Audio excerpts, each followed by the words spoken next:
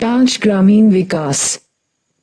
इस अध्याय को पढ़ने के बाद आप ग्रामीण विकास और उससे जुड़े महत्वपूर्ण मुद्दों को समझ सकेंगे। ग्रामीण क्षेत्रों का विकास भारत के सर्वांगीण विकास की दृष्टि से क्यों महत्वपूर्ण है, ये जानेंगे। ग्रामीण विकास में साख और विपणन की महत्वपूर्ण भूमिका को समझेंगे। आजीविका के स्थायित्व के लिए उत्पादक गतिविधियों में विविधता के महत्व को समझेंगे। धारणीय विकास में जैविक कृषि के महत्व को समझेंगे।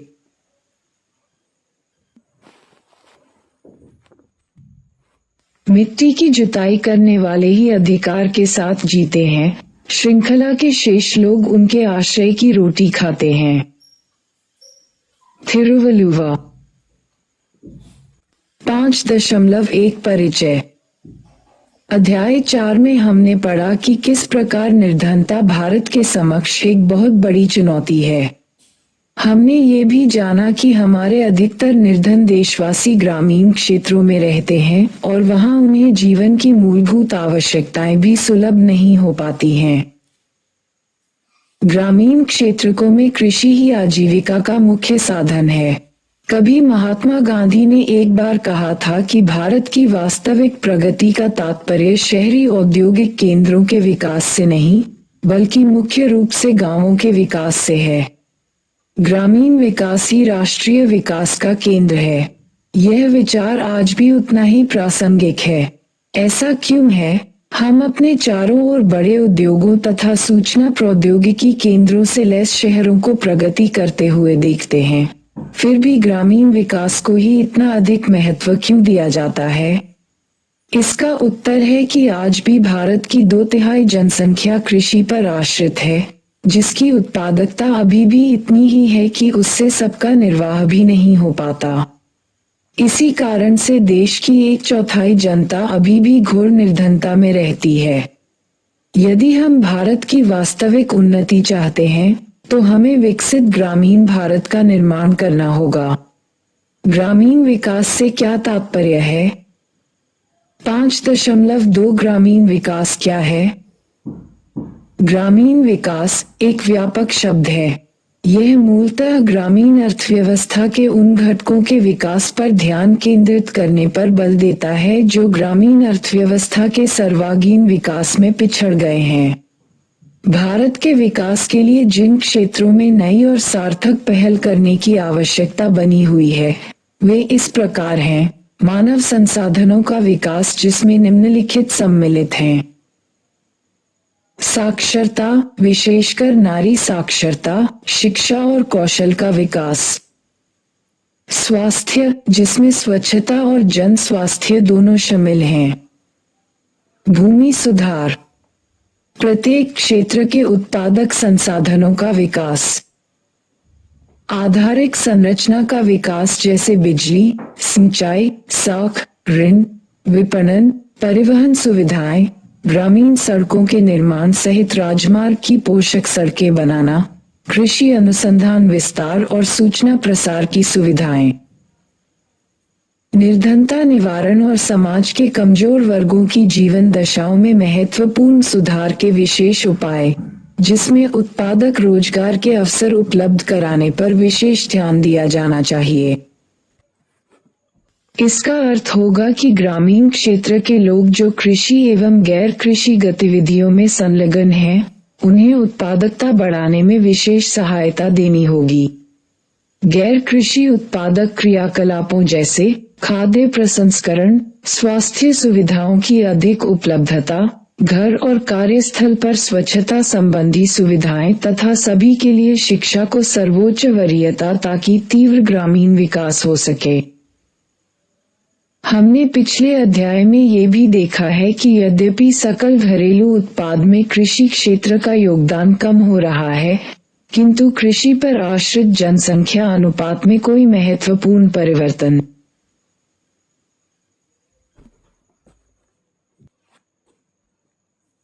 नहीं हुआ। यही नहीं, नए सुधार कार्यक्रम के क्रियान्वयन के बाद तो 1991-2012 में कृषि की समृद्धि दर घटकर 3% ही रह गई। हाल के वर्षों में इस क्षेत्र में अस्थिरता आई है। 2014-16 के दौरान कृषि, वानिकी और मत्स्य पालन की सकल मूल्य की वृद्धि दर 1% से भी कम थी, जो पिछले वर्षों से भी कम है। अनेक अर्थशास्त्री 1991 के बाद से सार्वजनिक निवेश में आई गिरावट को इसका कारण मानते हैं। उनका ये भी विचार है कि अपर्याप्त आधारिक संरचना, उद्योग तथा सेवा क्षेत्र में वैकल्पिक रोजगार के अवसरों के अभाव और अनियत रोजगार में वृद्धि आदि के कारण भी ग्रामीण विकास में बाधाएं आ रही हैं। इन सभी परिघटनाओं के प्रभाव की झलक देश के किसानों में बढ़ती हुई दुर्दशा और असहायता के रूप में देखा जा सकता है। इसी परिप्रेक्ष्य में हम ग्रामीण भारत के साख और विपणन व्यवस्था, कृषि गतिविधियों के स्वरूप में विविधता तथा धारणीय विकास को बढ़ावा देने में जैविक कृषि की भूमिका आदि महत्वपूर्ण आयामों पर आलोचनात्मक चर्चा करेंगे। 5.3 ग्रामीण क्षेत्रकों में साख और विपणन।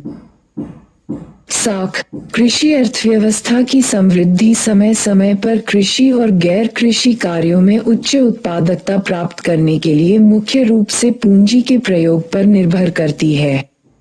खेतों में बीजारोपण से फसल पकने के बाद आमदनी होने तक की अवधि बहुत लंबी होती है।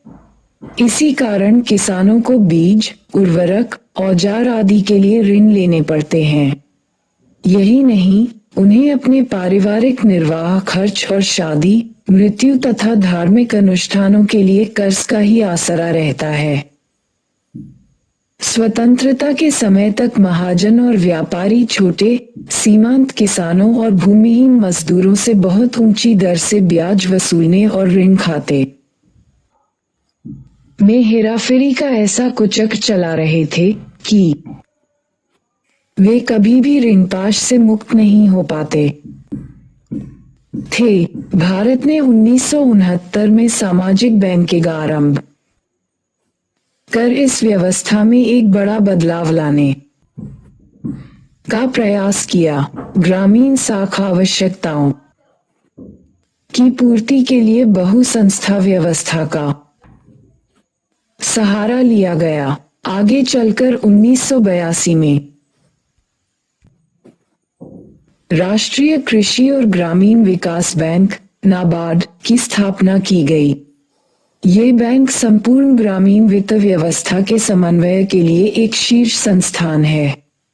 हरित क्रांति ने भी ग्रामीण साख व्यवस्था में बहुत बड़े परिवर्तन का सूत्रपात किया है, क्योंकि इसने ग्रामीण विकास के विभिन्न घटकों को उत्पादक ऋणों की ओर उन्मुख कर विविधता प्रदान की।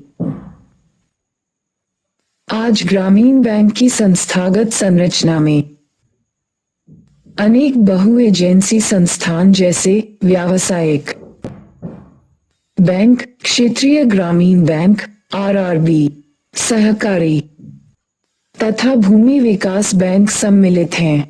ये सस्ती ब्याज दरों पर पर्याप्त ऋण की पूर्ति करना चाहती हैं। हाल ही में औपचारिक साख व्यवस्था में रह गई कमियों को दूर करते हुए स्वयं सहायता समूहों (एसएचजी) का भी ग्रामीण साख व्यवस्था में प्रादुर्भाव हुआ है, क्योंकि औपचारिक साख व्यवस्था न केवल अपर्याप्त थी, बल्कि ग्रामीण सामाजिक तथा सामुदायिक विकास में पूरी तरह समन्वित साबित हुई है। चूंकि इसके लिए ऋणाधार की आवश्यकता थी, अतः बहुसंख्यक ग्रामीण परिवारों का एक बड़ा अनुपात इससे अपने आप वंचित रह गए। अपने प्रत्येक सदस्य में न्यूनतम अंशदान द्वारा सदस्यों में कम अनुपात में मितव्ययिता की भावना बढ़ाता है।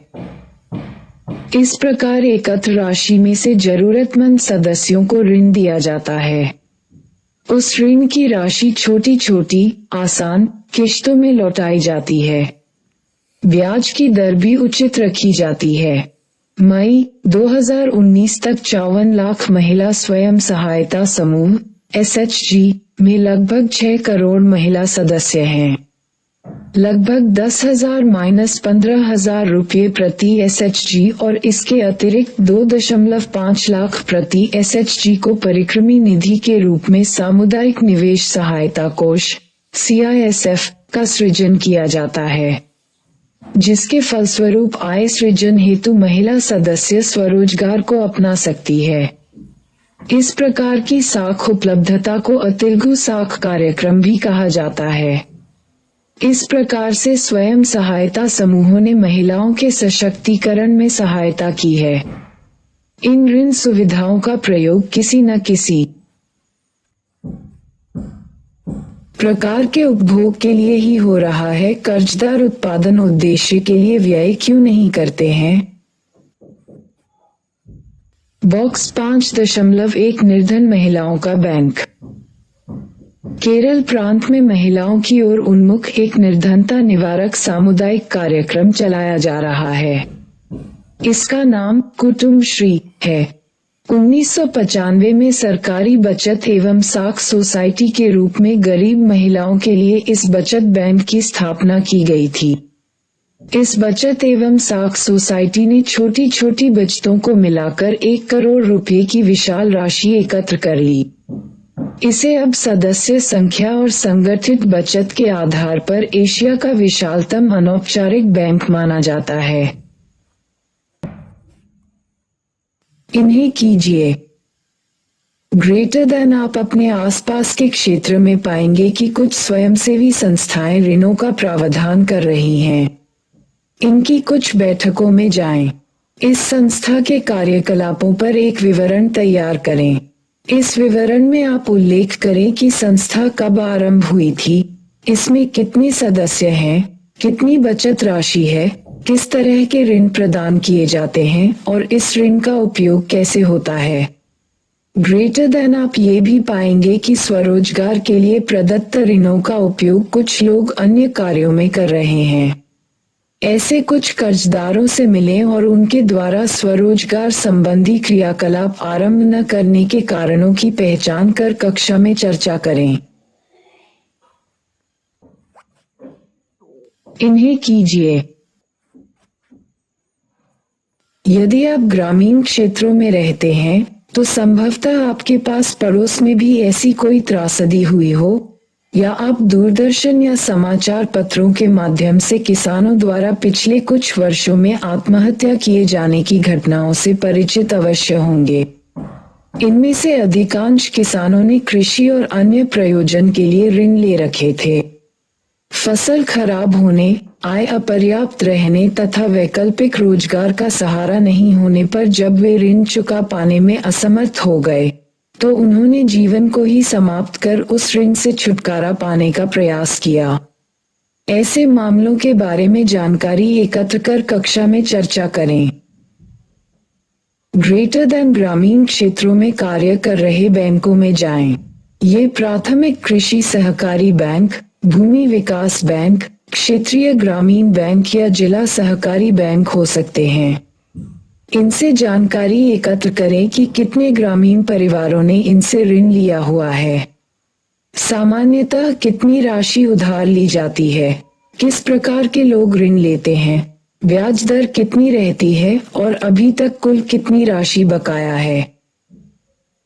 ग्रेटर देन जिन किसानों ने सहकारी बैंकों से ऋण लिए हैं, यदि वे फसल बर्बाद होने या अन्य कारणों से उन्हें लौटा नहीं पा रहे हों तो उनका ऋण माफ कर देना चाहिए, नहीं तो किसान आत्महत्या जैसा कठोर निर्णय ले सकते हैं।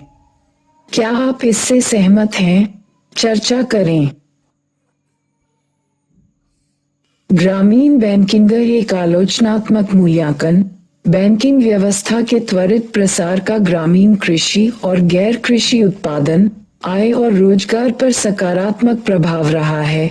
विशेष रूप से हरित क्रांति के बाद से किसानों को साख सेवाएं और सुविधाएं देने तथा उनकी उत्पादन आवश्यकताओं की पूर्ति के लिए अनेक प्रकार के ऋण देने में इन्होंने सहायता है। अब तो अकाल बीते युग की बात हो गई है। हम खाद्य सुरक्षा की उस मंजिल पर पहुंच चुके हैं कि हमारे अपने सुरक्षित भंडार भी बहुत पर्याप्त माने जा रहे हैं। किंतु अभी भी हमारी बैंकिंग व्यवस्था उचित नहीं बन पाई है। संभवतः व्यावसायिक बैंकों को छोड़कर अन्य सभी औपचारिक साख संस्थाएं जमा प्रवाह की संस्कृति को विकसित नहीं कर पाई हैं। न ये सही ऋण चाहने वालों को ऋण दे पाती हैं और न ही इनकी कोई प्रभावपूर्ण ऋण वसूली व्यवस्था बन पाई है। कृषि ऋणों की वसूली नहीं हो पाने की समस्या बहुत गंभीर है। कृषि ऋण का भुगतान न कर पाने वालों की संख्या में लगातार वृद्धि हुई है। किसान ऋण का भुगतान करने में क्यों असफल रहे हैं? स्पष्ट है कि किसान बड़े पैमाने पर ऋण अदा करने से इनकार कर रहे हैं। इसका क्या कारण हो सकता है? इसलिए सुधारों के बाद से बैंकिंग क्षेत्र के प्रसार एवं उन्नति में कमी हुई है।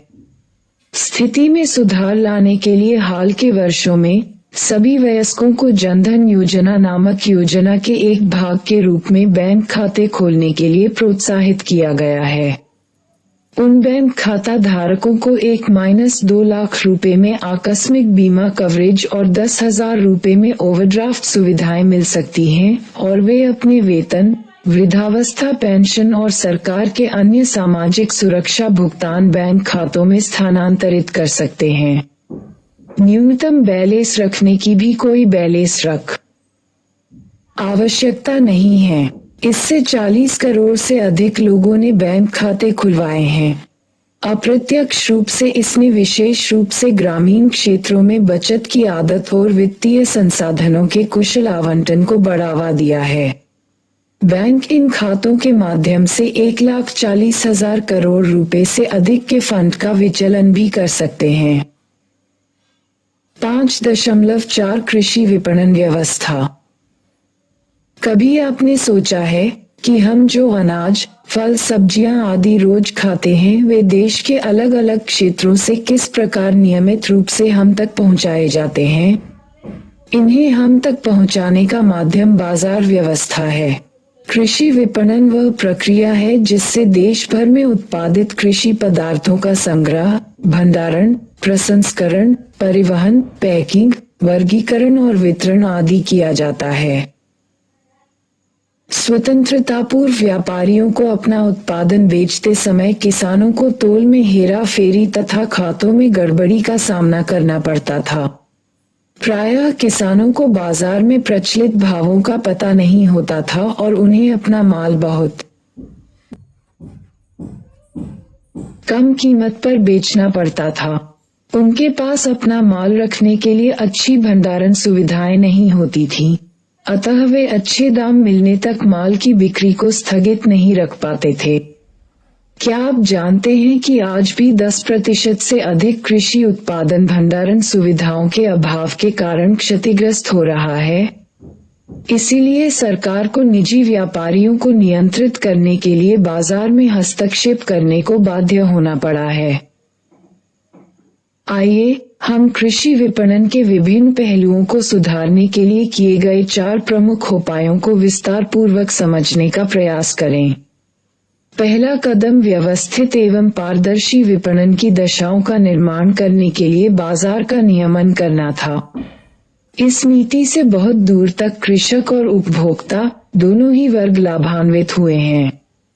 हालांकि लगभग 27,000 ग्रामीण क्षेत्रों में अनियत मंडियों को विकसित किए जाने की आवश्यकता है ताकि ग्रामीण क्षेत्रों की मंडियों की वास्तविक क्षमताओं का लाभ उठा पाना संभव हो। दूसरा महत्वपूर्ण उपाय सड़कों, रेल मार्गों, भंडारगृहों, गोदामों, शीतगृहों और प्रसंस्करण इकाइयों के रूप में भौतिक आधारित संरचनाओं का प्रावधान किया जाना है। किंतु अभी तक वर्तमान आधारिक सुविधाएं बढ़ती मांग को देखते हुए नितांत अपर्याप्त सिद्ध हुई हैं, जिन्हें सुधारने की आवश्यकता है। सरकार के तीसरे उपाय में सरकारी विपणन द्वारा किसानों को अपने उत्पादों का उचित मूल्य सुलभ कराना है। गुजरात तथा देश के अन्य कई भागों में दुग्ध उत्पादक सहकारी समितियों ने ग्रामीण अंचलों के सामाजिक तथा आर्थिक परिदृश्य का कायाकल्प कर दिया है। किंतु अभी भी कुछ स्थानों पर सहकारिता आंदोलन में कुछ कमियां दिखाई देती हैं। इनके कारण हैं सभी कृषकों को सहकारिताओं में शामिल नहीं कर पाना, विपणन और प्रसंस्करण सहकारी समितियों के बीच संबंध सूत्रों का नहीं होना और अकुशल वित्तीय प्रबंधन। चौथे उपाय के अंतर्गत नीतिगत साधन हैं, जैसे क कृषि उत्पादों के लिए न्यूनतम समर्थन कीमत सुनिश्चित करना, ख भारतीय खाद्य निगम द्वारा गेहूं और चावल के सुरक्षित भंडार की रखरखाव और ग सार्वजनिक वितरण प्रणाली राशन व्यवस्था के माध्यम से खाद्यान्नों और चीनी का वितरण। इन साधनों का ध्येय क्रमशः किसानों को उपज के उचित दाम दिलाना तथा गरीबों को सहाय की युक्त सब्सिडाइज्ड कीमत पर वस्तुएं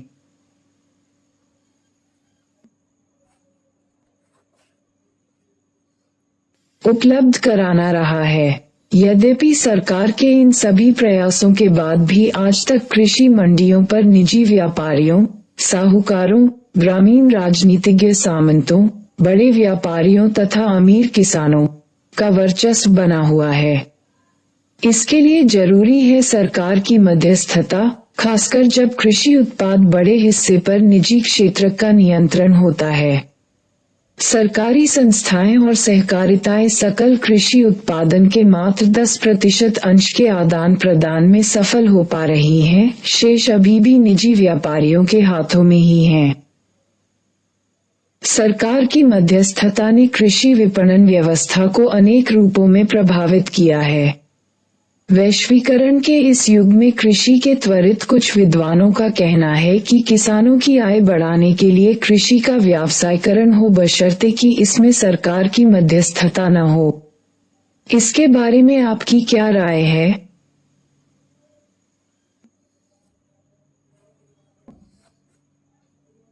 इन्हें कीजिए।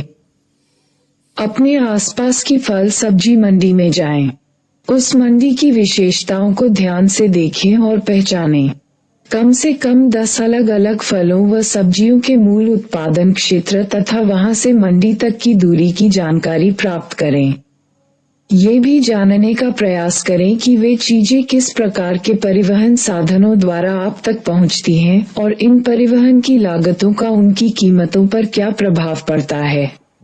ग्रेटर देन प्रायः सभी छोटे कस्बों में नियमित मंडी परिसर होते हैं। किसान वहां जाकर अपनी उपज बेच सकते हैं। वे कुछ समय तक उस परिसर में अपनी उपज रख भी सकते हैं। किसी ऐसी एक मंडी में जाएं और उसकी कार्यप्रणाली का अध्ययन कर यह जानने का प्रयास करें कि वहां किस प्रकार की चीजें बिक्री के लिए आती हैं और उनके कीमतों का निर्धारण किस तरह किया जाता है। एक विस्तृत रिपोर्ट तैयार करें और कक्षा में उस पर चर्चा करें।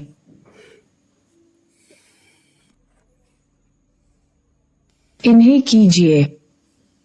ग्रेटर देन अपने आसपास स्थित किसानों द्वारा प्रयोग की जा रही किसी वैकल्पिक विपणन प्रणाली को देखें। यह नियमित मंडी परिसर से किस प्रकार भिन्न है? क्या उन्हें सरकारी समर्थन और प्रोत्साहन मिलना चाहिए? ये क्यों होना चाहिए तथा कैसे दिया जाना चाहिए? चर्चा कीजिए। वैकल्पिक क्रय विक्रय माध्यमों का प्रादुर्भाव, अब ये बात सभी अनुभव कर रहे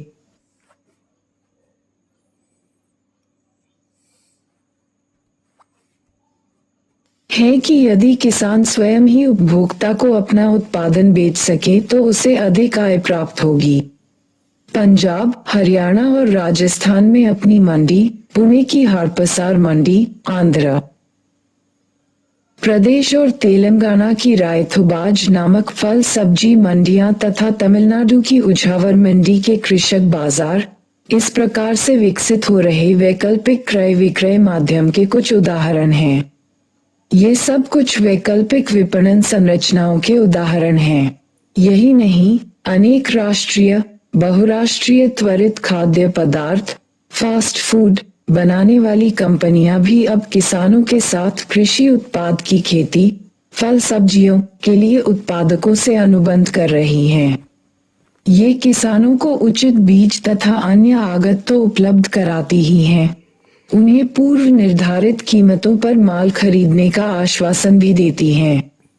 ये कहा जाता है कि ऐसी व्यवस्थाएं किसानों की कीमत विषयक आशंकाओं और जोखिमों का निवारण करेगी। साथ ही इनसे कृषि पदार्थों के बाजारों का भी विस्तार होगा।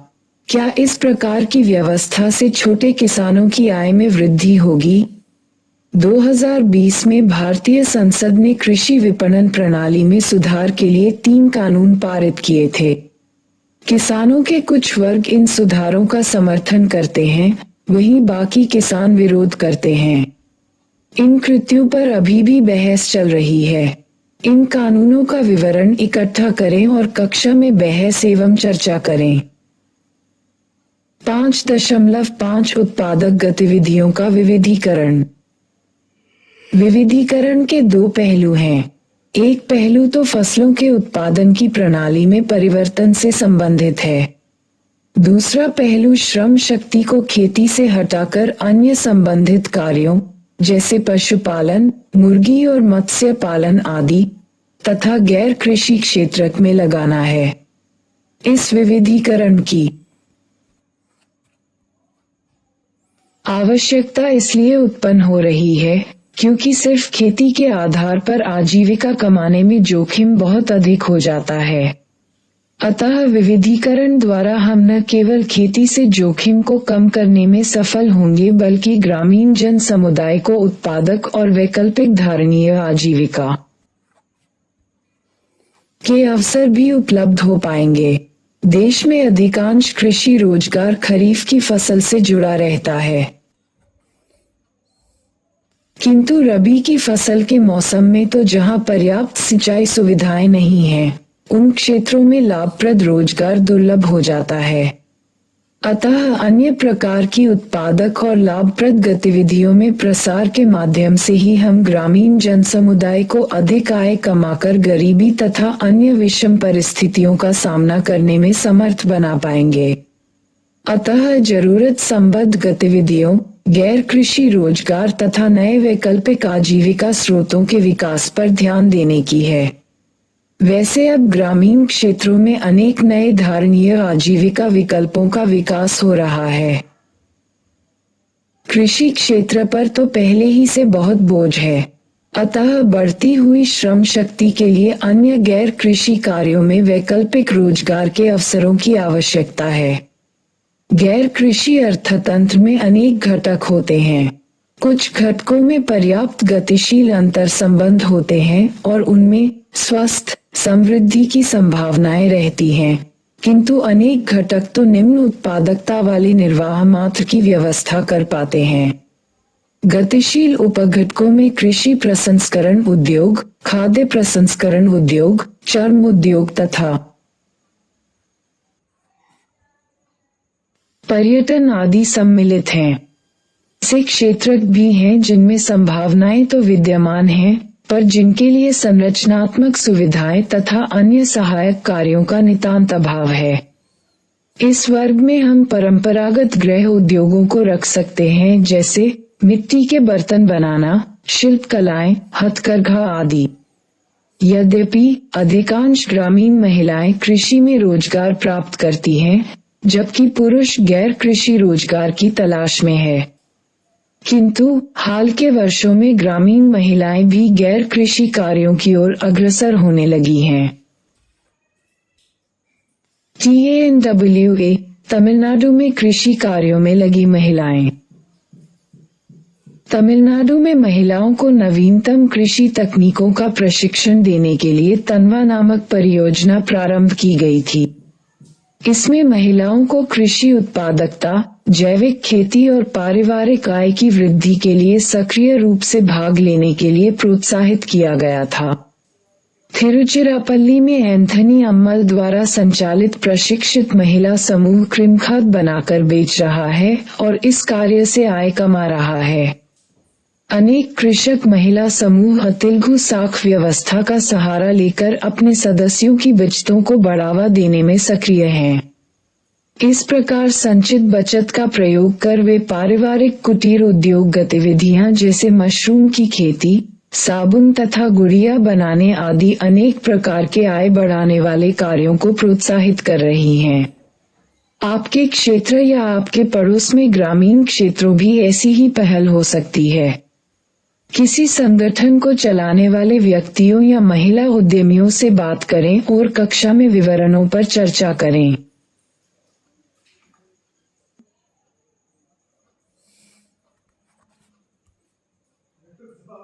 पशुपालन। भारत के किसान समुदाय प्रायः मिश्रित कृषि पशुधन व्यवस्था का अनुसरण करते हैं। इसमें गाय, भैंस, बकरियां और मुर्गी, बत्तख आदि बहुतायत में पाई जाने वाली प्रजातियां हैं। मवेशियों के पालन से परिवार की आय में अधिक स्थिरता आती है। साथ ही खाद्य सुरक्षा, परिवहन, ईंधन, पोषण आदि की व्यवस्था भी परिवार की अन्य खाद्य उत्पादक कृषक गतिविधियों में अवरोध के बिना प्राप्त हो जाती हैं। आज पशुपालन क्षेत्र देश के 7 करोड़ छोटे व सीमांत किसानों और भूमिहीन श्रमिकों को आजीविका कमाने के वैकल्पिक साधन सुलभ करा रहे हैं। इस क्षेत्र में महिलाएं भी बहुत बड़ी संख्या में रोजगार पा रही हैं। चार्ट 5.1 में भारत में पशुधन का वितरण दिखाया गया है। इसमें सबसे बड़ा अंश 58% तो मुर्गी पालन का है। अन्य पशुओं में ऊंट, गधे, घोड़े आते हैं। सबसे निम्न स्तर खच्चरों तथा टट्टुओं का है। 2019 में भारत में 303 मिलियन मवेशी थे, उनमें से 110 मिलियन भैंसें थीं। पिछले 3 दशकों में भारत के डेयरी उद्योग ने बहुत शानदार प्रगति दिखाई है। 1951-2016 की अवधि में देश में दुग्ध उत्पादन लगभग 10 गुना बढ़ गया है। इसका मुख्य श्रेय ऑपरेशन फ्लड, दूध की बाढ़, को दिया जाता है। यह एक ऐसी प्रणाली है जिसके अंतर्गत सभी किसान अपना विक्रय योग्य दूध एकत्रित कर उसकी गुणवत्ता के अनुसार प्रसंस्करण करते हैं और फिर उसे शहरी केंद्रों में सहकारिताओं के माध्यम से बेचा जाता है। जैसा कि पहले बताया गया था, गुजरात प्रदेश ने दुग्ध सहकारिताओं का एक विलक्षण प्रतिमान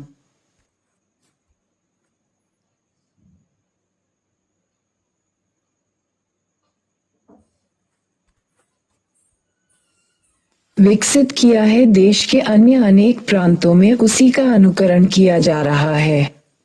गुजरात, मध्य प्रदेश, उत्तर प्रदेश, आंध्र प्रदेश, महाराष्ट्र, पंजाब और राजस्थान प्रमुखतः दुग्ध उत्पादक राज्य हैं। अब मांस, अंडे तथा ऊन आदि भी उत्पादन क्षेत्र के विविधीकरण की दृष्टि से महत्वपूर्ण सह उत्पाद सिद्ध हो रहे हैं। मत्स्य पालन मछुआरों के समुदाय तो प्रत्येक जलागार को माँ या दाता मानते हैं। सागर, महासागर, सरिताएं, झीलें, प्राकृतिक तालाब, प्रवाह आदि सभी जलागार मछुआरों के समाज के लिए निश्चित जीवन दीपक स्रोत बन जाते हैं। भारत में बजटीय प्रावधानों में वृद्धि और मत्स्य पालन एवं जल कृषिकी में नवीन प्रौद्योगिकी के प्रवेश के बाद से मत्स्य उद्योग ने विकास की नई मंजिलें तय की हैं।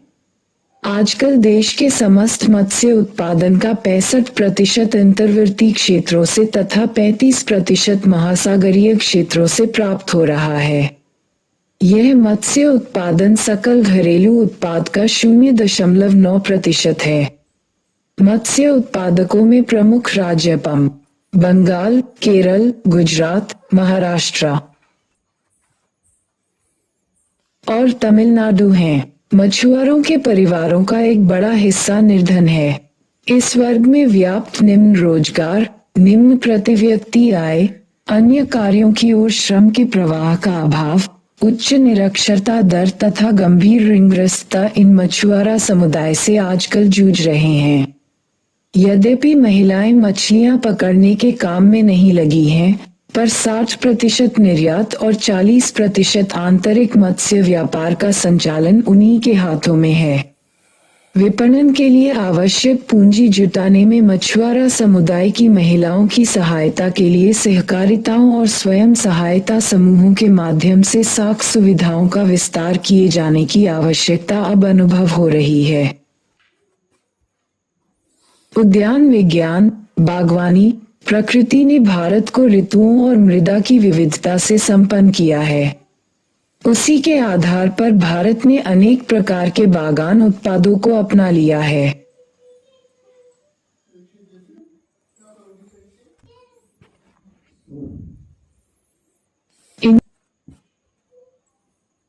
इनमें प्रमुख है फल, सब्जियां, रेशेदार फसलें, औषधीय तथा सुगंधित पौधे, मसाले, चाय, कॉफी इत्यादि। ये सभी फसलें रोजगार के साथ साथ भोजन और पोषण उपलब्ध कराने में भी बड़ा योगदान दे रही हैं। भारत में बागवानी क्षेत्र समस्त कृषि उत्पाद का लगभग 1/3 और सकल घरेलू उत्पाद का 6% है। भारत आम, केला, नारियल, काजू जैसे फलों और अनेक मसालों के उत्पादन में तो आज विश्व का अग्रणी देश माना जाता है। कुल मिलाकर फल सब्जियों के उत्पादन में हमारा विश्व में दूसरा स्थान है। बागवानी में लगे कितने ही कृषकों की आर्थिक दशा में बहुत सुधार हुआ है। ये उद्योग अब अनेक वंचित वर्गों के लिए आजीविका को बेहतर बनाने में सहायक हो गए हैं। पुष्पारोपण, पौधशाला की देखभाल, संकर बीजों का उत्पादन, ऊतक संवर्धन, फल फूलों का संवर्धन और खाद्य प्रसंस्करण ग्रामीण महिलाओं के लिए अब अधिक आय वाले रोजगार बन गए हैं। यद्यपि संख्याबल की दृष्टि से तो हमारा पशुधन बहुत ही प्रभावशाली दिखाई देता है, पर अन्य देशों की तुलना में उसके उत्पादक का स्तर बहुत ही न्यून है। यहाँ भी पशुओं की नस्ल सुधारने तथा उत्पादकता वृद्धि के लिए नई उन्नत प्रौद्योगिकी का प्रयोग किया जाना चाहिए। छोटे व सीमांत किसानों और भूमिहीन श्रमिकों को बेहतर पशुधन उत्पादन के माध्यम से भी धारणीय रोजगार विकल्प का स्वरूप प्रदान किया जा सकता है। मछली पालन में पहले से ही पर्याप्त वृद्धि हो चुकी है, तथापि मछली पालन के आधिक्य से संबंधित प्रदूषण की समस्या को नियमित और नियंत्रित करना आवश्यक है। मछुआरा समुदाय के कल्याण कार्यों की इस प्रकार पुनर्रचना करनी होगी कि उनके लाभ दीर्घकालिक हों और उनकी आजीविका का साधन बन सकें। बागवानी एक धारणीय रोजगार विकल्प के रूप में उभरा है और इसे महत्वपूर्ण प्रोत्साहन दिया जाना चाहिए। इसे और बढ़ावा देने के लिए बिजली, शीतगृह व्यवस्था, विपणन माध्यमों के विकास, लघु स्तरीय प्रसंस्करण इकाइयों की स्थापना और प्रौद्योगिकी के उन्नयन और प्रसार के लिए आधारिक संरचनाओं में निवेश की आवश्यकता है। अन्य रोजगार आजीविका विकल्प सूचना प्रौद्योगिकी ने भारतीय अर्थव्यवस्था के अनेक क्षेत्रों में क्रांतिकारी परिवर्तन ला दिया है। 21वीं शताब्दी में देश में खाद्य सुरक्षा और धारणीय विकास में सूचना प्रौद्योगिकी निर्णायक योगदान दे सकती है। सूचनाओं और उपयुक्त सॉफ्टवेयर का प्रयोग कर सरकार सहज ही खाद्य असुरक्षा की आशंका वाले क्षेत्रों का समय रहते पूर्वानुमान लगा सकती है।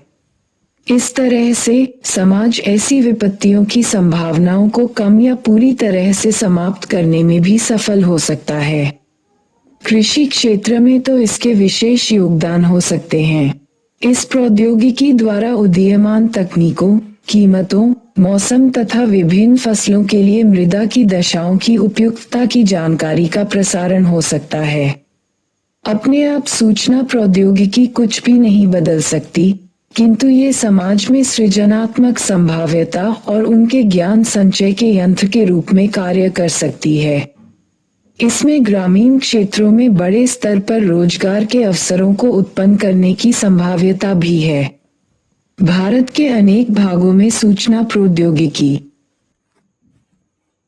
का प्रयोग ग्रामीण विकास के लिए हो रहा है।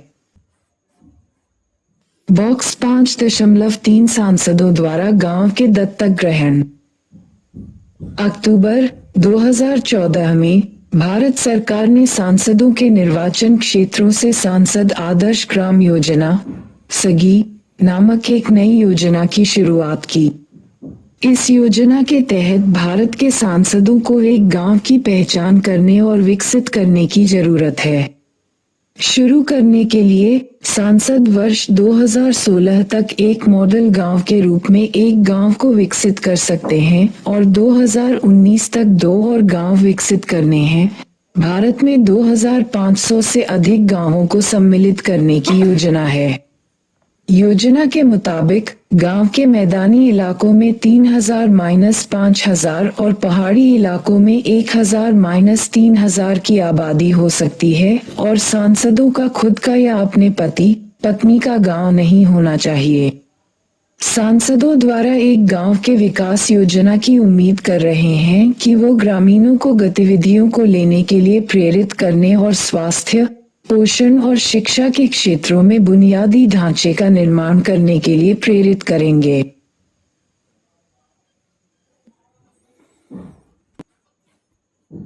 बॉक्स 5.4 जैविक भोजन। विश्व में जैविक भोजन की लोकप्रियता बढ़ रही है। अनेक देश अब तक खाद्य उत्पाद व्यवस्था का 10% जैविक कृषि द्वारा उत्पन्न करते हैं। अनेक खुदरा व्यापार श्रृंखलाएं और सुपर बाजार अब जैविक खाद्य पदार्थों की बिक्री के आधार पर हरित स्थिति प्रमाण चिन्हों से अलंकृत हो चुके हैं। साथ ही जैविक खाद्य पदार्थों की कीमत परंपरागत पदार्थों की तुलना में 10-100% तक अधिक होती है।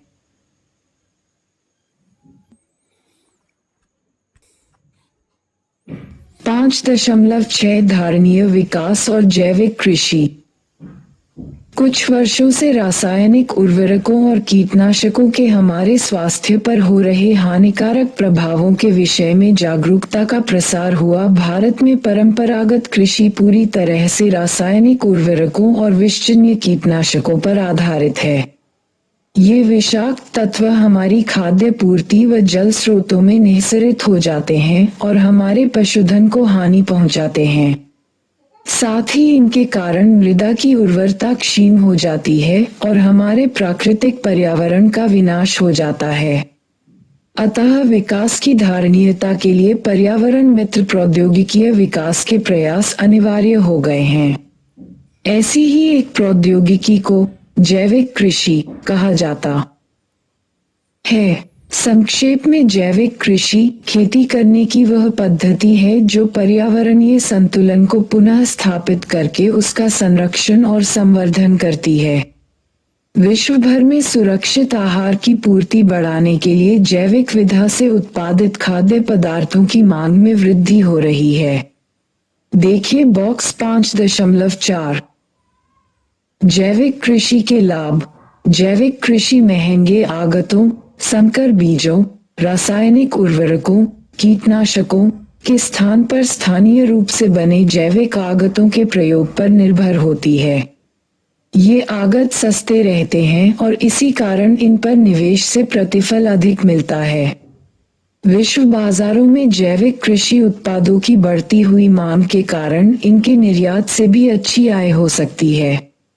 अनेक देशों में हुए अध्ययनों से सिद्ध हुआ है, रासायनिक आगतों से उत्पादित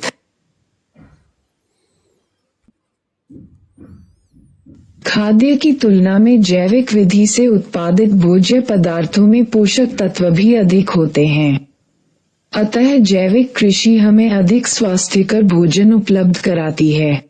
चूंकि जैविक कृषि में श्रम आगतों का प्रयोग परंपरागत कृषि की अपेक्षा अधिक होता है, अतः भारत जैसे देश में यह अधिक आकर्षक होगा। अंततः ये उत्पाद विषाक्त रसायनों से मुक्त तथा पर्यावरण की दृष्टि से धारणीय विधियों द्वारा उत्पादित होते हैं।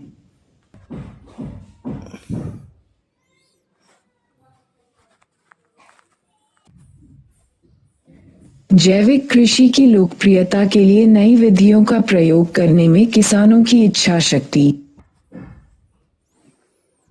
और जागरूकता आवश्यक है। जैविक कृषि संवर्धन के लिए उपयुक्त नीतियों के अभाव के साथ साथ उनके विपणन की समस्या पर भी ध्यान देने की आवश्यकता है।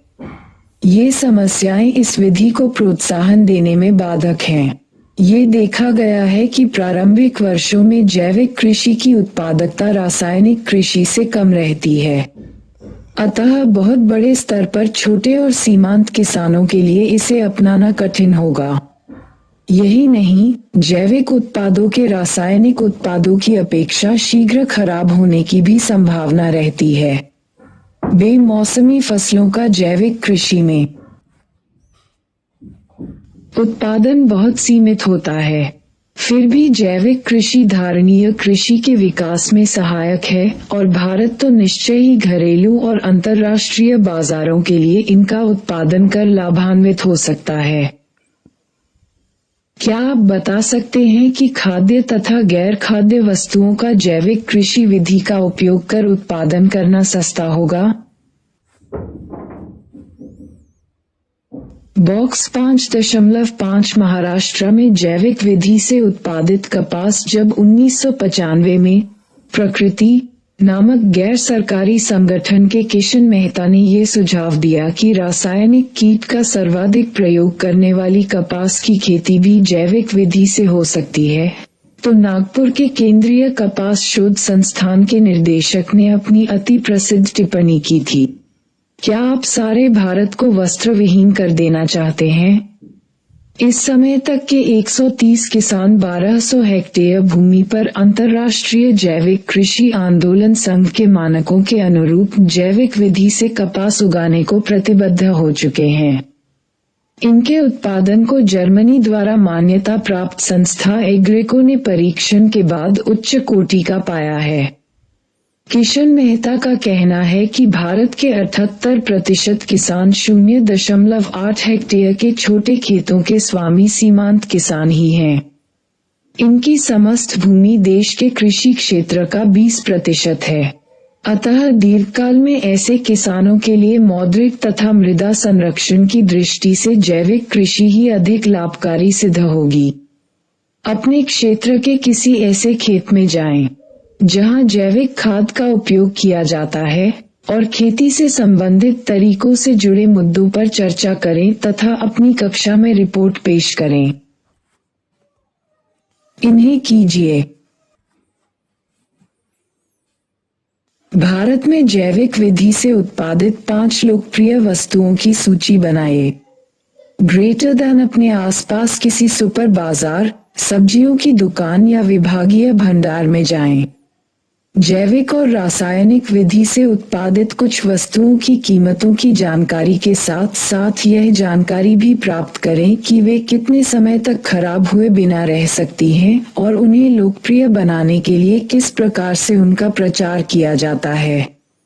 ग्रेटर दैन अपने आसपास की बस्ती में किसी बागवानी फार्म पर जाएं। वहां उत्पादित वस्तुओं की सूची बनाएं। क्या उन्होंने कुछ समय पहले ही अपने कृषि स्वरूप का विविधीकरण किया है? उनसे विविधीकरण के लाभ और हानियों पर चर्चा करें। 5.7 निष्कर्ष। एक बात तो स्पष्ट हो चुकी है कि जब तक कोई चमत्कारी परिवर्तन नहीं होगा, ग्रामीण क्षेत्र में पिछड़ापन बना रहेगा। आज ग्रामीण क्षेत्रों को अनेक प्रकार के उत्पादक कार्यों की ओर उन्मुख कर वहां एक नए उत्साह और स्फूर्ति का संचार करना आवश्यक हो गया है। ये कार्य हो सकते हैं डेयरी उद्योग, मुर्गी पालन, मत्स्य पालन, फल सब्जी उत्पादन और ग्रामीण उत्पादन केंद्रों व शहरी बाजारों, विदेशी निर्यात बाजारों सहित के बीच संपर्क सूत्रों की रचना। इस प्रकार कृषि उत्पादन में लगे निवेश पर अधिक प्रतिलाभ अर्जित करना संभव हो पाएगा। यही नहीं, आधारिक संरचना जैसे साख एवं विपणन, कृषक हित नीतियां तथा कृषक समुदायों एवं राज्य कृषि विभागों के बीच निरंतर संवाद और समीक्षा इस क्षेत्र की पूर्ण क्षमता को प्राप्त करने में सहायक है। आज हम पर्यावरण और ग्रामीण विकास को 2 पृथक विषय मानकर व्यवहार नहीं कर सकते। नई पर्यावरण मित्र प्रौद्योगिकी विकल्पों के आविष्कार या प्राप्ति की भी आवश्यकता है, ताकि विभिन्न परिस्थितियों का सामना होने पर भी हम धारणीय विकास की ओर अग्रसर हो पाएं। इन विकल्पों में से प्रत्येक ग्राम्य समुदाय अपनी स्थानीय परिस्थितियों के अनुरूप चयन कर सकता है। अतः हमारा पहला काम तो सभी उपलब्ध विधियों में से सर्वश्रेष्ठ की पहचान कर उसे चुनना ही होगा। तात्पर्य ग्रामीण विकास के प्रयोग की उन सफल कहानियों से है जो देश में विभिन्न क्षेत्रों में हो चुकी हैं, ताकि इस व्यवहारिक प्रशिक्षण प्रक्रिया को और गति प्रदान की जा सके। पुनरावर्तन। ग्रेटर दैन ग्रामीण विकास अपने आप में एक बहुत विस्तृत शब्द है, पर मूल रूप से इसे सामाजिक आर्थिक विकास में पिछड़ रहे ग्रामीण क्षेत्रों के विकास की एक सुनियोजित कार्यविधि माना जा सकता है। ग्रेटर दैन ग्रामीण क्षेत्रों की वास्तविक संभाव्यता को पाने के लिए बैंकिंग, विपणन, भंडारण, परिवहन, संचार आदि की आधारिक संरचना के परिमाण और गुणवत्ता को सुधारना होगा। ग्रेटर दैन पशुपालन, मत्स्य पालन और अनेक गैर कृषि कार्यों को अपनाया जाना चाहिए। इस विविधीकरण से न केवल कृषि के जोखिम कम होंगे बल्कि साथ ही हमारे विशाल ग्रामीण जनसमुदाय को उत्पादक धारणीय आजीविका के नए विकल्प भी सुलभ हो पाएंगे। ग्रेटर दैन पर्यावरणीय दृष्टि से धारणीय उत्पादन प्रक्रिया के रूप में आज जैविक कृषि का महत्व निरंतर बढ़ रहा, इसे और प्रोत्साहित किया जाना चाहिए। अभ्यास 1. ग्रामीण विकास का क्या अर्थ है? ग्रामीण विकास से जुड़े मुख्य प्रश्नों को स्पष्ट करें। 2. ग्रामीण विकास में साख के महत्व पर चर्चा करें। 3. गरीबों की ऋण आवश्यकताएं पूरी करने में तेलुगु साख व्यवस्था की भूमिका की व्याख्या करें। 4. सरकार द्वारा ग्रामीण बाजारों के विकास के लिए किए गए प्रयासों की व्याख्या करें। 5. आजीविका को धारणीय बनाने के लिए कृषि का विविधीकरण क्यों आवश्यक है? 6. भारत के ग्रामीण विकास में ग्रामीण बैंकिंग व्यवस्था की भूमिका का आलोचनात्मक मूल्यांकन करें। 7. कृषि विपणन से आपका क्या अभिप्राय है? 8. कृषि विपणन प्रक्रिया की कुछ बाधाएं बताइए। 9. कृषि विपणन की कुछ उपलब्ध वैकल्पिक माध्यमों की उदाहरण सहित चर्चा करें। 10. स्वर्णिम क्रांति तथा हरित क्रांति में अंतर स्पष्ट करें। 11. क्या सरकार द्वारा कृषि विपणन सुधार के लिए अपनाए गए विभिन्न उपाय पर्याप्त हैं? व्याख्या कीजिए। 12. ग्रामीण विविधीकरण में गैर कृषि रोजगार का महत्व समझाएं। 13. विविधीकरण के स्रोत करें रूप में पशुपालन, मत्स्य पालन और बागवानी के महत्व पर टिप्पणी। 14. सूचना प्रौद्योगिकी, धारणीय विकास तथा खाद्य सुरक्षा की प्राप्ति में बहुत ही महत्वपूर्ण योगदान करती है, टिप्पणी करें। 15. जैविक कृषि क्या है? ये धारणीय विकास को किस प्रकार बढ़ावा देती है? 16. जैविक कृषि के लाभ और सीमाएं स्पष्ट करें। 17. जैविक कृषि का प्रयोग करने वाले किसानों को प्रारंभिक वर्षों में किन समस्याओं का सामना करना पड़ता है? 18. जनधन योजना ग्रामीण विकास में मदद करती है, क्या आप इस स्कीम से सहमत हैं? समझाएं।